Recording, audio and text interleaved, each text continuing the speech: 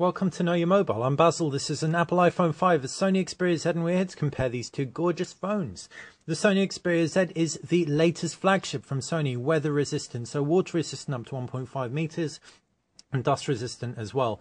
It's also got a 5-inch full HD display. It has a really great, gorgeous, high PPI. The design's also a new move from Sony. It's really classical, glass front and back. It's really stunning phone altogether. But the Apple iPhone 5 won't be outdone on the design front. It's an absolute design mastery. The beveled edges, everything, its lightness just come together to make it look like a watch. It's just got that element of design finesse about it. At just 7.6 millimeters thin, it's also thinner than the Sony Xperia Z 7.9 millimeter chassis. It's gorgeous, like both phones are gorgeous, and we're here to tell you exactly what's different about them. Kicking off with the design, you can pretty much see the major differences. The Sony Xperia Z's got a 5-inch screen, which makes it a much heftier phone. Very little bezeling, admittedly, but it just is a lot bigger in the hand. I'm 6'4". I definitely notice the additional size to it. The iPhone 5 much slimmer. The longer aspect ratio also means it's very narrow in the hand. It's a bit irksome for the power button if you're holding it left-handed, for example. It's not the easiest to press. The power button on the Sony Xperia Z is gorgeous, actually, and definitely worth noting. We can actually just zoom in on that for a second, focus in even. You can see it's got a really nice texture to it. It's got a spiral spun metal finish, and indeed it does pay off dividends. It looks beautiful, feels really good, and this positioning is very easy to press whichever hand you're holding it in.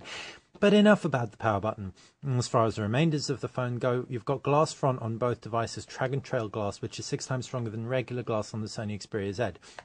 On the reverse of both devices, you've got the cameras. Xperia Z packs drag and trail glass on the back as well, whereas the iPhone 5 is indeed a metal backing, and it feels very nice, less delicate than the iPhone 4. If you drop it, only one side can break. Whereas the Sony Xperia Z, we haven't heard of anyone dropping it, but we'd imagine that it's quite shatterable, relatively speaking, although, like we said, it's meant to be stronger than regular glass. As far as buttons go, no buttons on the front of the Xperia Z, just the standard iPhone home button on the Apple iPhone 5. Left-hand side of the iPhone 5, power buttons, volume buttons, as well as a lock toggle. Micro nano SIM eject tray on the right hand side. Up top is a power button. On the reverse, no buttons or anything. Down below, lightning connector, 3.5mm headphone jack. All in all, iPhone 5, it's older than the Xperia Z, but it still feels like a very premium phone. The Sony Xperia Z's ports are all underneath flaps. This is owing to the weatherproofing. Micro SD card slot on the left hand side. Right hand side, you've got a micro SIM tray and a micro USB port. That power button we talked about. Volume rocker down below, no buttons or ports whatsoever, while up top is the 3.5mm headphone jack, again underneath a flap. Too many flaps for our taste, but that said, weatherproofing is going to be completely priceless. Naturally, if you have the flaps open, that negates the weatherproofing. One other element of design woe that we have is the loudspeaker on the Xperia Z. While it's perfectly loud enough, unfortunately the positioning of it means that it's actually going to be very easy to muffle. So if we, for example, play back some music and it's in our hands, and indeed if we're playing a game, you can probably hear the effect that's having on the audio. That said, if you are listening with a loudspeaker, a lot of the time it will be down, in which case the audio quality is perfectly good. Naturally, you don't have that issue with the Apple 5 unless you are muffling it like so. In terms of the displays, both are gorgeous, undeniably, both stunning. We prefer the Sony Xperia Z based on the size. Its Bravia Engine 2 means images just look so rich and vibrant. Viewing angles on the iPhone are better. Brightness on the iPhone is better for whites. However, movies are just that much more immersive on the Sony Xperia Z, and responsiveness too. In fact, we haven't seen anything like it so far. We sure that'll change come MWC, but right now it's definitely the winner. It's also got a higher PPI, so that's 441 PPI on the Sony Xperia Z, and on the iPhone 5, I think it's in the 300 range. and 326 or thereabouts. On the iPhone 5, you've also got an 8 megapixel camera in contrast to the 13 megapixel camera on the Sony Xperia Z. The iPhone 5's one might be lower resolution, however the pictures do look a little bit better because they don't look quite as processed. The Sony Xperia Z, however, packs a much better user interface for the camera. If we just jump into that, we can really show you exactly what we mean. The automatic mode, if we hop into it, is going to be really smart, dictating what scene picture to take for you. So for example, if we go into full superior auto, it's called, we can see the phone knows immediately that we are taking a macro shot, which pop out to our screen. It actually gives you an illustration of the type of shot you're taking on screen. So again, actually it's not quite doing it. There you go. You can see it's popped into macro. Pull out, we can bring some text into display, and we can see it's actually suggests we're reading text. You might not be able to see the icon, but it's really nice that it lets you know exactly what decisions it's making as it's making them. There are also a whole host of picture effects, a burst mode of 10 frames per second, 9 megapixels. So while processing is really heavy, noise isn't handled incredibly well on the Sony Xperia Z. We do have to say the user experience ultimately is going to appease any camera enthusiasts out there. In contrast, there's just a piddly little grid and HDR on the Apple iPhone 5. Not bad considering it's got all that intelligence going on in the background, and it takes fantastic pictures. So if you just want to point and shoot, this is the one for you. But the Xperia Z gives us those additional options, which are gorgeous to have. As far as user interfaces go, we've swapped sides. Android 4.1 Jelly Bean, Apple iOS 6.1, both great operating systems, really rich, been around for a while, so they're really well established. You have loads and loads of app support. Apple's iPhone iOS apps tend to be a little bit more polished in general. However, most of them are making a pretty faithful port over to Android.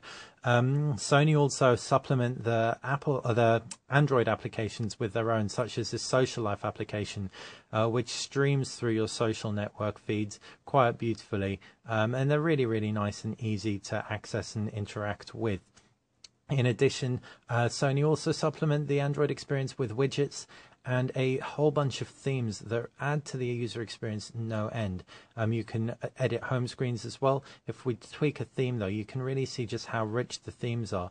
If we jump through to, for example, an Amber theme or a Ruby theme, let's go with Ruby.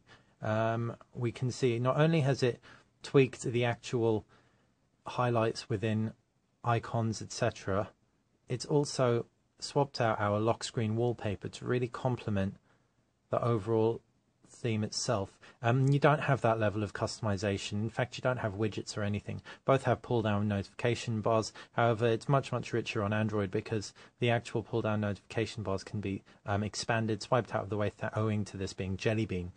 Both have their own personal assistants of sorts. On Android, you've got Google Now, which is a fantastically intelligent way of accessing some information that's relevant to you. Like right now, it's telling me how long it's going to take me to get to the last place I searched for on Google Maps. Siri is accessible through a long press, and that's a voice assistant. It's very rich in its own right, however, it isn't quite as intuitive as Google Now, and it's certainly not quite as predictive. So that's the crux of the operating systems. Android naturally has these app stores, and Android indeed is much more customizable. App Store, home screen, everything like that. Downloadable apps, you can swap out your keyboard. The Sony keyboard is fantastic, but for example, a lot of people prefer SwiftKey. It's all there for you. iOS, much more constrictive. It's easier to use as well, so maybe the option for anyone who wants a simpler phone experience altogether. So that's the user interfaces, and we're now going to talk about processors. The Apple iPhone 5 has a dual-core processor with 1 GB of RAM. iOS is much more efficient, so the quad-core processor with 2 GB of RAM in the Sony Xperia Z shouldn't make you think that the iPhone 5 is weak. Indeed, iOS, as we said, is more efficient, so you'll probably see lag and slowdown less on the iPhone 5 than you will on the Sony Xperia Z. That isn't to say we saw lots of it, but it is there. And that's mainly in play thanks to the gorgeous giant 1080p display, which, as we said, has a much higher impact on the processor than indeed the iPhone 5's smaller screen. Performance, though, on the Sony Xperia Z in terms of 3D gaming and other image and memory intensive applications like watching HD movies was perfectly adequate. We found very little to no stutter or slowdown whatsoever, and for that additional screen real estate, we'd actually call it pretty even keel on the speed and processor power front, with both devices performing admirably given what they have to work with. Now, in terms of battery life, and that is an area the Sony Xperia Z actually loses out on, hands down, unfortunately. The Apple iPhone 5 battery life isn't the best out there, and it's got a really small capacity battery. However, the 2330 milliamp battery in the Sony Xperia Z just isn't enough to power that huge HD display and quad-core processor along for a full day. It does come with a dock option available, and indeed that does help things along, with the gold connectors just meaning you can slot it on the dock without opening up any flaps. But the dock won't be for everyone, and indeed many people will want a phone that will just last all day without any real issue. Now, it is worth noting that this isn't final software on our Sony Xperia Z, so when it hits retail it might well improve. However, that is definitely has been our finding. Last element we're going to talk about is call quality, and the iPhone 5 wins on this front. Most weatherproof phones do sacrifice on call quality in some way in order to ensure that they are completely water resistant when submerged, and the iPhone 5 doesn't have that to contend with. Crystal clear voice quality when compared with the slightly less clear Sony Xperia Z. So that has been our comparison video of our Sony Xperia Z and the Apple iPhone 5. We haven't covered everything, so if you have any questions, fire them in the comment section below and we will endeavor to help you with them. If you enjoyed this video, please feel free to like it and subscribe to the channel. Have a great day.